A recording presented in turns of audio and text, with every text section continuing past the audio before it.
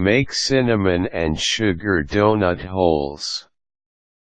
If you are looking for a sweet and delectable treat to serve your guests after a full meal, then you will definitely want to consider this particular delicacy: donut holes covered with cinnamon and white sugar. The recipe below only requires you to deep fry these tasty treats, hence, no baking required. Follow these steps to create your first batch. Secure the ingredients.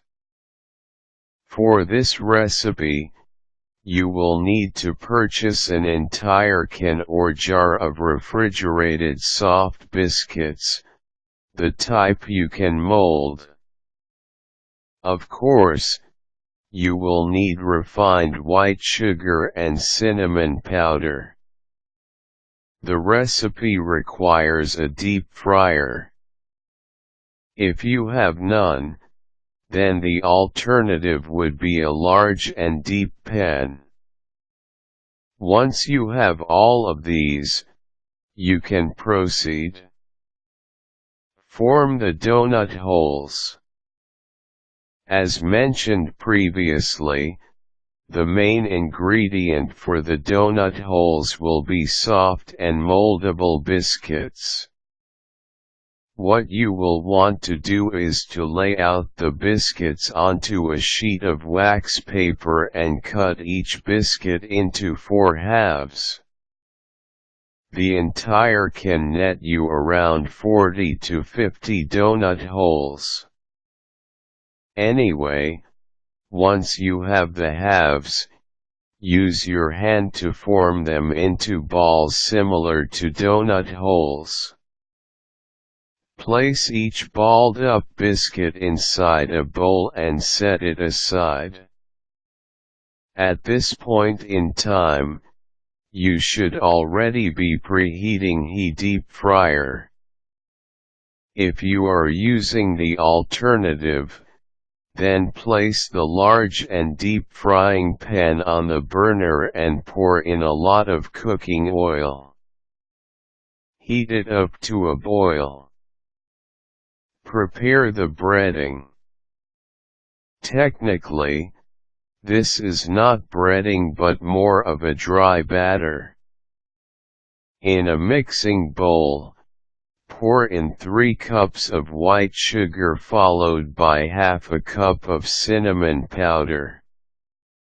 Sift and stir until the 2 ingredients become one. Once that is done, you can proceed with the frying of the donut holes. Start frying. Roll each balled biscuit into the bowl full of the cinnamon and sugar mixture. Make sure you coat the entire balled biscuit. Drop the ball into the already boiling deep fryer. Repeat the process until you fill up the deep fryer. The biscuits should cook quickly, about a minute or 2. So make sure to keep tabs on each donut hole you fry. If you are using the alternative to the deep fryer, you will definitely want to have a spatula with you to stir and immerse each ball into the hot oil for an even cook. Once the donut holes have cooked, remove them from the fryer and place them on a dish lined with paper towels. Leave them there to drain and cool for about 3 minutes before transferring them on a serving platter. The donut holes are best served warm with a side of orange juice or milk. While the cinnamon and sugar flavoring should be enough for anyone with a sweet tooth, you may want to consider having a chocolate dip ready as well. This can add a twist to the donut holes.